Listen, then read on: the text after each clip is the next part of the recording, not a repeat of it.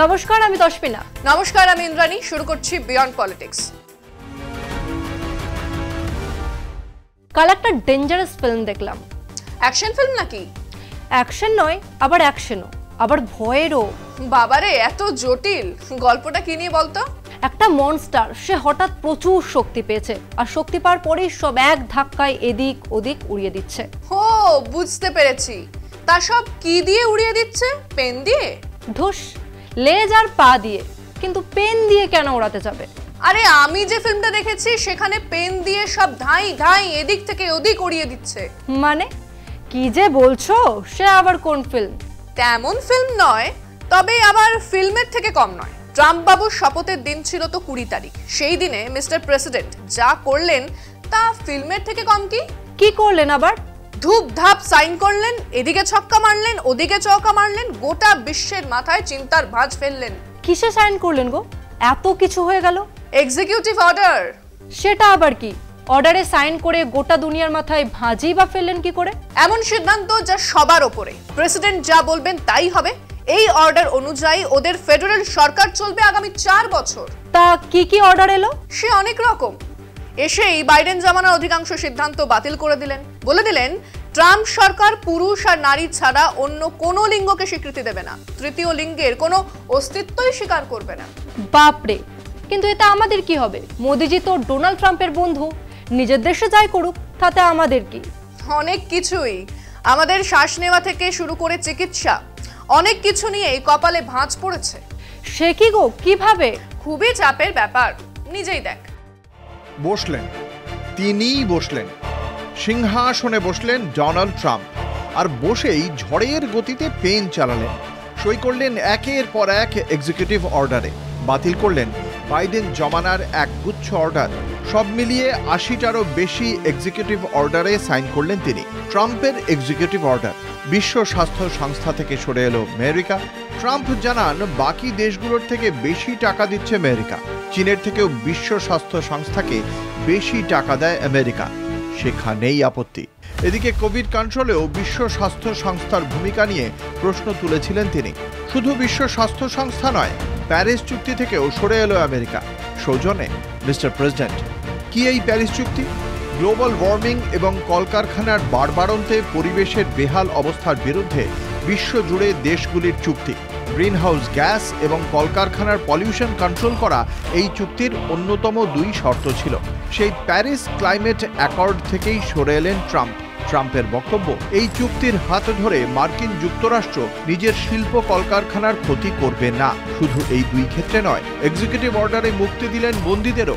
2021 সালের 6 জানুয়ারি ট্রাম্পের হারের পর যারা ক্যাপিটল হিল আক্রমণ করেছিলেন, সেই সব জেলবন্দী সমর্থকদেরও মুক্তি দিলেন ট্রাম্প। গালফ অফ মেক্সিকোর নাম রাখলেন গালফ অফ আমেরিকা। অর্থাৎ বুঝতেই পারছেন, ক্ষমতায় এসেই একের পর এক ছক্কা হাঁকালেন। বিশ্বজুড়ে প্রভাবও ফেললেন। ট্রাম্পের পেনের কালির দাগ যেন মার্কিন যুক্তরাষ্ট্রের সীমানা ছাড়িয়ে ছড়িয়ে পড়ল গোটা বিশ্বে। বিশ্ব স্বাস্থ্য সংস্থায় সবচেয়ে বড় অর্থ সাহায্য আসে মার্কিন যুক্তরাষ্ট্র থেকে।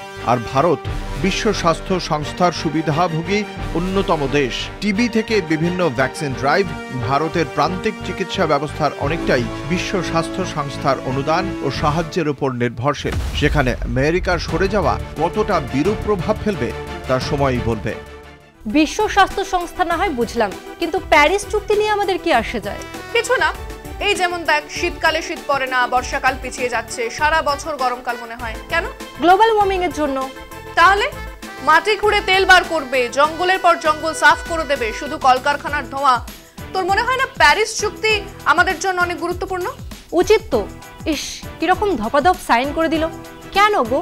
ট্রাম্প তো ব্যবসায়ী, আর যতই বন্ধু হোক না কেন, উনি তো বলেই দিয়েছেন আমেরিকা ফার্স্ট। ড্রিল করে তেল তুলবে আমেরিকা, কলকারখানা বাড়বে, ওরা চীনের সঙ্গে কম্পিটিশন করবে। তাতে দূষণ হোক আর গোটা পৃথিবী বরফ গলে জ্বলে যাক, তাতে কি এসে যায়? ভয়ের ব্যাপার তো। তা ডোনাল্ড ট্রাম্প কি এখানেই থেমেছেন? না, থামেননি, একদম থামেননি। এরপর উনি এলিয়েন তাড়ানোর শপথ নিয়েছেন। ধুর, এলিয়েন আবার কোথায়? ওরে, এলিয়েন আছে তো আমেরিকায়। বাজে কথা বলো না তো। সুপারম্যান, এলিয়েন সব শুধু আমেরিকাতেই থাকে? ওরে, আমেরিকার এলিয়েন আসলে মানুষ। ওরা এলিয়েন তাদের বলে যারা অন্য দেশ থেকে আমেরিকায় যায়। আমেরিকান নাগরিক ছাড়া ও দেশের বাকি সব মানুষই এলিয়েন। সে কি গো, আমার বন্ধু বান্ধবরাও তো আমেরিকায় পড়তে গেছে, তাহলে ওরাও কি এলিয়েন? হ্যাঁ, ওরাও এলিয়েন। সেই জন্যই তো ট্রাম্প সাহেবের এই এলিয়েন নিয়ে নড়ে চড়ে বসায় ভারতেরও চিন্তা ওই ছাত্রছাত্রীদের নিয়ে, তাই তো? ছাত্রছাত্রী নয়, যারা কাজে গেছেন তাদেরকে নিয়েও। তাছাড়াও ছাড়, বরং তুই নিজেই দেখে নে। দায়িত্ব নেওয়ার কয়েক ঘন্টার মধ্যেই ওভাল অফিসে বসে একের পর এক এক্সিকিউটিভ অর্ডারে সই করলেন ডোনাল্ড ট্রাম্প। তার লক্ষ্য ছিল একটাই, অবৈধ অভিবাসন সম্পূর্ণ বন্ধ করা। এরই মধ্যে টেক্সাস মেক্সিকো সীমান্তে জাতীয় জরুরি অবস্থা ঘোষণা, সিবিপি অন অ্যাপ বাতিল এবং জন্মগত নাগরিকত্বের সংজ্ঞা পরিবর্তনের ইঙ্গিত দিয়ে শুরু হলো ট্রাম্পের অভিবাসন নীতির এফেক্ট।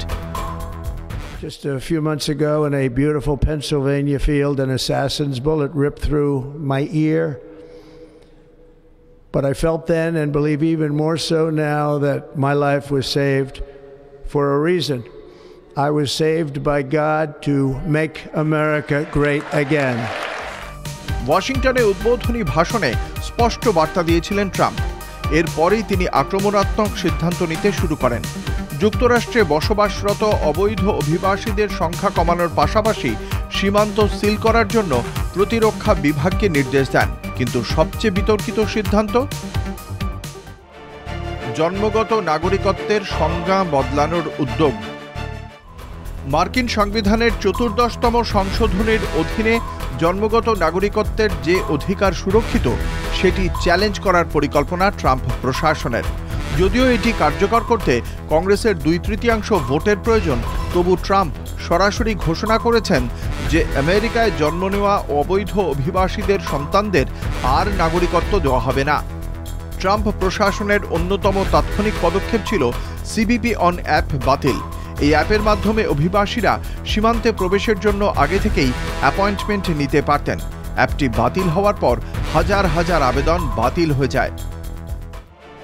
অভিবাসন নীতির বড় পরিবর্তন, দক্ষিণ সীমান্তে জাতীয় জরুরি অবস্থা ঘোষণা, সীমান্তে অতিরিক্ত সেনা ও প্রযুক্তির ব্যবহার, মাদক চোরাকারবারিদের সন্ত্রাসী সংগঠন ঘোষণা, জন্মগত নাগরিকত্বের সংজ্ঞা পরিবর্তনের উদ্যোগ। এদিকে ট্রাম্পের এই নীতির সরাসরি প্রভাব পড়েছে ভারতের ওপর।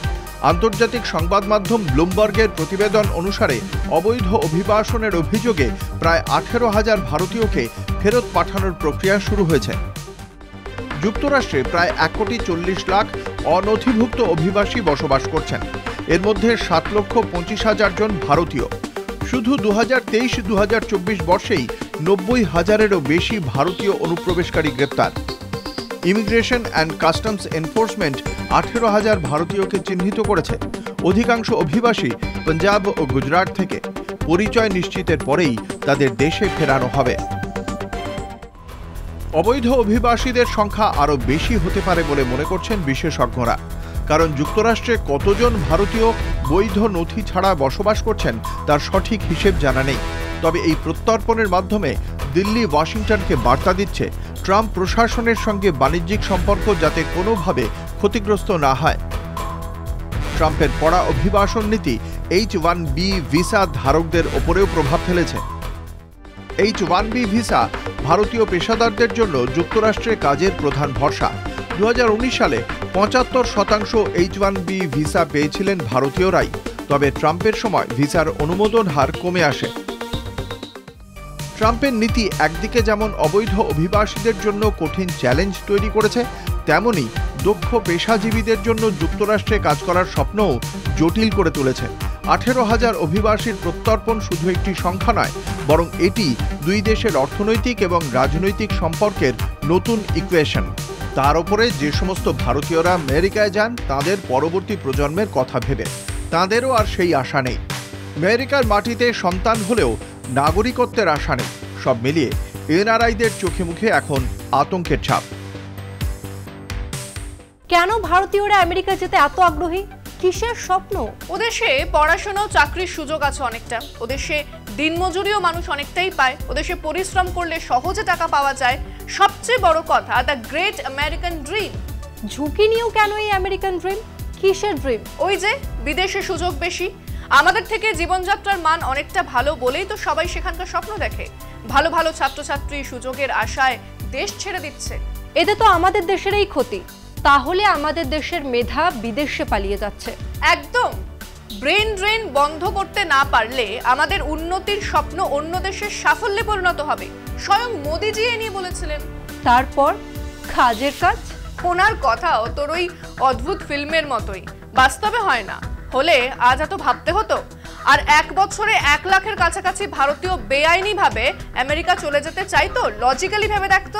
ঠিকই, আমি ভাবছি, আপনারাও ভাবুন। যাবার সময় হলো। বিয়ন্ড পলিটিক্স আজ এই পর্যন্তই। দেখতে থাকুন কলকাতা টিভি, রাত দিন 7 দিন।